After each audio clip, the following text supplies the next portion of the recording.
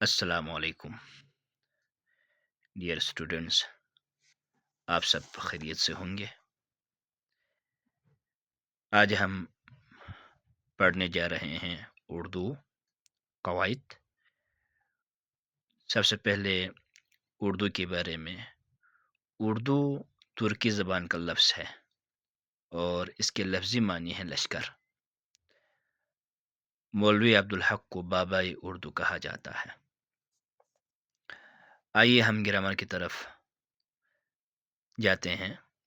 ہمارے پاس ایک ٹاپک ہے جملے کے اجزائے ترکیبی۔ جملے کے اجزائے ترکیبی کا مطلب یہ ہے جملے کے حصے۔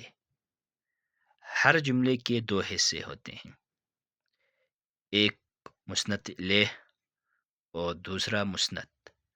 مسند الیہ فاعل کو مسند الیہ کہا جاتا ہے، یعنی سبجیکٹ، اور مسند پریڈیکیٹ، یعنی فاعل کے بارے میں جو کچھ کہا جائے اسے مسند کہا جاتا ہے۔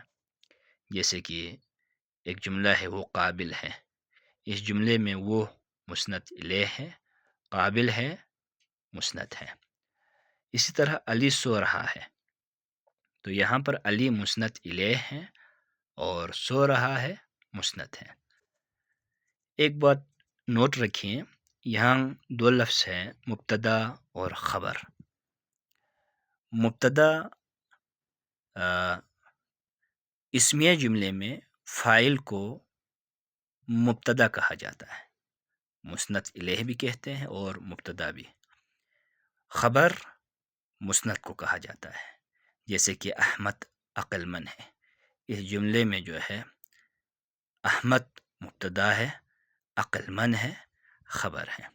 اور آپ کو جو ہے پیپر یوں آ جائے گا جیسے کہ جو ہے اب یہ آپ نے جو چیز یہاں سے معلومات حاصل کی ہیں، جیسے کہ اردو میں ہر جملے کے کتنے حصے ہوتے ہیں، 1 2 3 4، تو آپ کو پہلے بتا چکا ہوں کہ جملے کے دو حصے ہیں، تو آپ یہاں پر جو ہے 2 پہ آپ نے ٹک لگانا ہے یا دائرہ لگانا ہے۔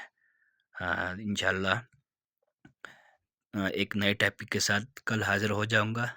کل تک کے لیے اللہ نگہبان۔